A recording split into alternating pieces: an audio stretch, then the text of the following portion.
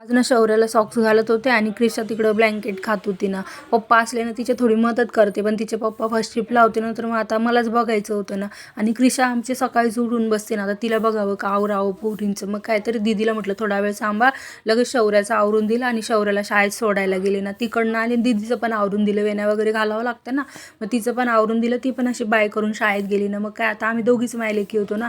मस्त मग तिची मालिश वगैरे केली आणि तिला आंघोळ घालून झोक्यात टाकलं ना. म्हटलं आता क्रिशा झोपली की आपलं पण कामं उरकून घ्यावे.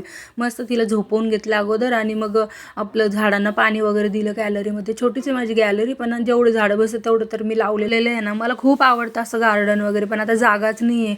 असो आता जे आहे त्याच्यातच आनंदी राहायचं ना. हे पण नव्हतं पहिले, आता हे भेटलं देवाचा आशीर्वादच म्हणायचं.